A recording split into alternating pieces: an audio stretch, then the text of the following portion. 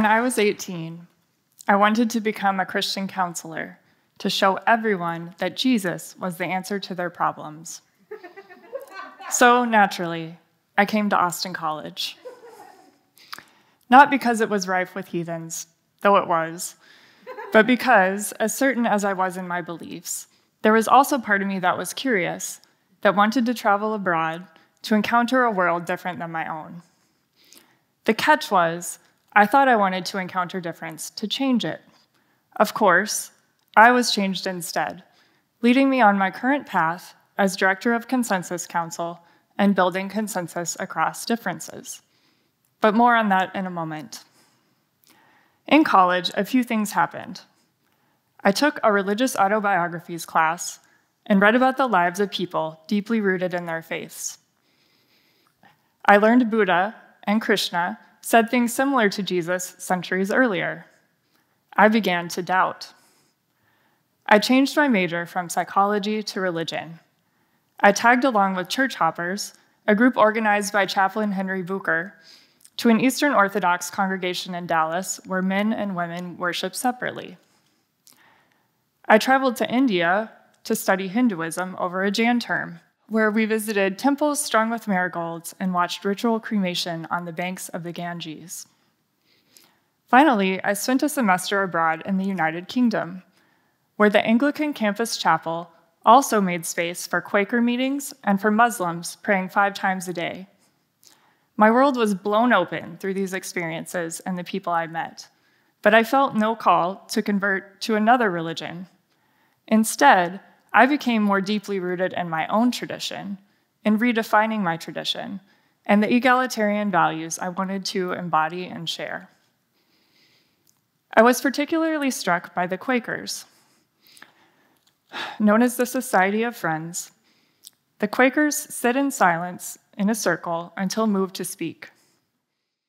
Quakers believe all people hold the light of God within us, so no strict hierarchy of leadership is necessary.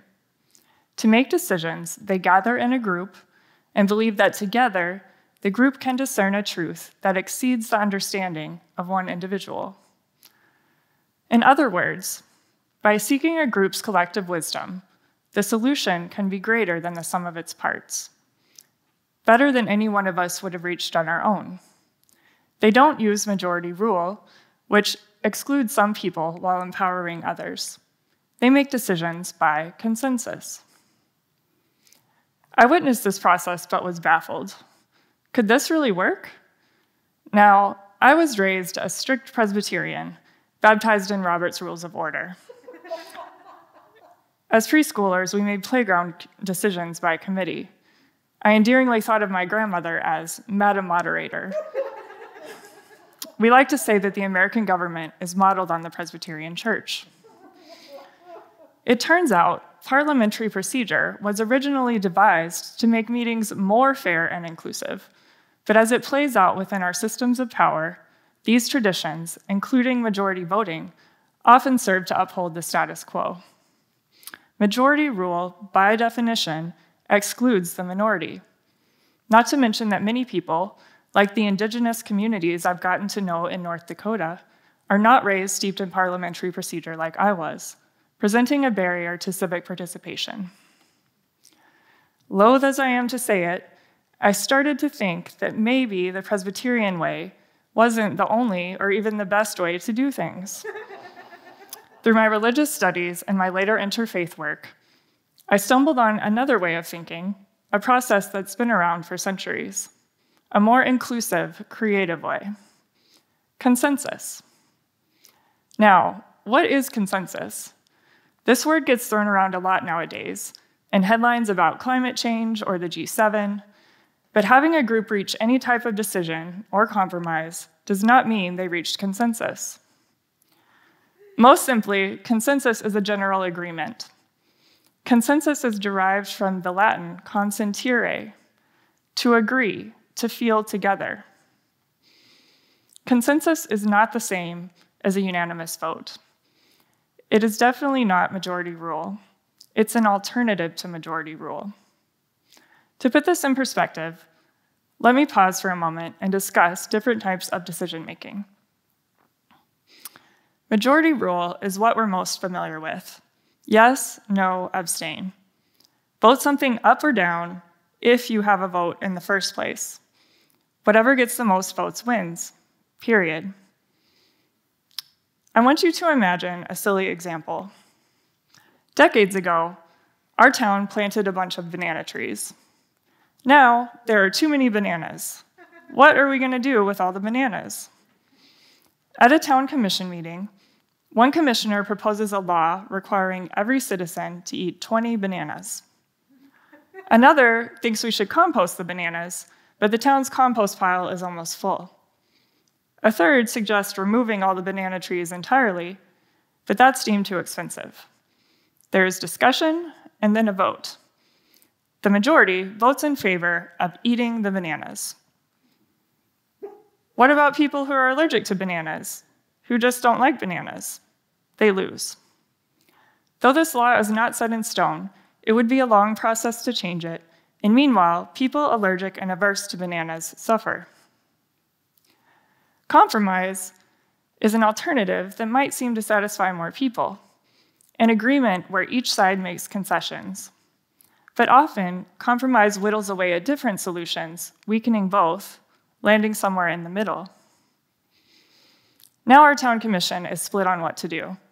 Half of them want all citizens to eat bananas. The other half want to compost the bananas. So, as a compromise, they decide to require every citizen to eat 10 bananas and compost the rest. Okay, this means less bananas to eat, but still the same problems with allergies and aversion. Also, the town compost pile still fills up, just not as quickly. We got rid of the bananas for now, but it's going to be a problem again next banana harvest. Now, let's try consensus. Consensus is when a group seeks a decision, a solution, that satisfies all people present. There's often not a predetermined outcome. We know we have too many bananas, but the process is open. What should we do? Maybe the town commissioners don't have all the answers. Plus, they represent a narrow segment of the community. So we try to invite a variety of people to help think about what to do with the bananas. It's not practical to invite everyone in town, but we can try to invite a wide variety of people with a diversity of expertise and lived experiences, making sure to include people of different ages, races, religions, gender identities, and abilities. So we invite a veterinarian, a trucking company owner, a forester, a scientist, and a chef. We also invite a new resident who just moved from the next town over. They all approach the problem from different perspectives. Through facilitated discussion, the committee realizes that the neighboring town has a celebrated vegan bakery. It also has a zoo with a new monkey exhibit. The committee works out a creative solution. In exchange for sending the neighboring town bananas, everyone in this town will get a free zoo pass and shipments of banana bread. The towns will split the shipping cost, which is cheap, because the scientist just invented a new banana-based fuel. The committee worked out a creative solution, one that wasn't even considered when voting on the law for all citizens to eat bananas. This did take a significant time investment, and everyone had to come together to help problem solve. But now, everyone is satisfied. The town doesn't have to overload its compost pile or remove the banana trees or make the citizens sick with bananas. Let's think about why and how this worked. The committee members represented a diversity of professions, but this is only a small part of who they are. It turns out the trucking company owner has a kid who's allergic to bananas, so she pays special attention to dietary needs. The veterinarian practices a religion where bananas are considered a sacrament, so feels strongly about not removing banana trees. The scientist is an immigrant from Central America, from a country once pejoratively known as a banana republic, so cautions the committee against contracting with a monopoly like United Fruit Company. The forester is not vegan, but his cousin is, which is how he knows about the next town's vegan bakery. By bringing your full self to the table, not just the position or profession you represent, we're more likely to build consensus and arrive at a creative and inclusive solution. Of course, this is just an imaginary example, but consensus is a decision-making model used by many groups and organizations, even governments around the world. I have learned that for consensus to work, you have to be able to bring your full self, including all of your differences, to the table. Only then can you build consensus and arrive at a solution everyone supports, with no voices left out. There's only so much I can cover in a 15-minute talk, but now I'd like to share my 3 tips for building consensus. First, be intentional about who is invited to the table. In our town example, it wasn't just the elected officials, the power holders, who were invited. It was a diversity of people with a wide variety of expertise and lived experience, and their input was valued equally. They entered into discussion in good faith for a common cause and shared from their own experiences. This took more time, but enhanced the decision-making capacity of the group, resulting in a creative solution everyone supported. Second, level the power dynamics. This is important. A simple way to do this is to use first names instead of titles. For people to come together as their full selves, not as the position they hold or the organization they represent or the degrees they have earned, it helps to use first names and remove formalities. There are exceptions to this rule, but in my experience, as long as you explain why you want to use first names, people are open to this. In my work at Consensus Council, we convene a forum of regional legislators from the Dakotas, Minnesota, Manitoba, and Saskatchewan. They come together once a year to build relationships and discuss regional issues and solutions. An important component of this work is that we address them all by first name, as Larry and Gretchen, Stephen and Ian and Carla, not as the Honorable Peter Bjornson or Senator Tomasoni. They come together as equals, speaking as neighbors, not as the political party or leadership position, such as Speaker of the House or Leader of the Opposition, they may represent. Third, embrace, don't ignore differences. I learned this from interfaith work. After college, I worked for the National Presbyterian Church USA, and later for a Reformed synagogue. And during those years, I participated in a number of ecumenical and interfaith coalitions. When people come together from different faiths to learn from each other and work for a common cause, whether alleviating hunger or homelessness or criminal justice reform, the group works best when people are deeply rooted in their own traditions and can be themselves and don't have to water anything down. The point of interfaith work is not to find common ground on everything, like they were all on different paths up the same mountain or seeking some sort of universalism, but to come to the table to work together while letting differences exist side by side. When people have to hide part of who they are, they can't share the entirety of their gifts and unique perspectives with others. In interfaith work, we acknowledge that we may not agree on everything, but we can still listen and learn from each other and find the place where we can work toward a common goal, a shared solution. Similarly, in building consensus, we must create space for people to bring their full, authentic selves to the table.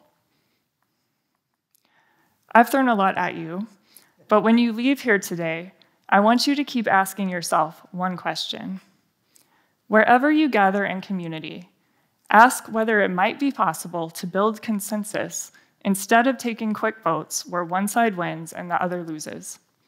Especially when tackling big issues or making big decisions, be intentional about who is invited to the table. Gently level the power dynamics by using first names. Create space for people to be themselves, to speak candidly from their own lived experiences. Most importantly, allow room for difference, because it's when we can be our authentic selves that we learn the most from each other. Listening is the key step, active, reflective listening, before we even begin to move toward building an agreement. At its root, consensus, consentire, to feel together, is about building relationships.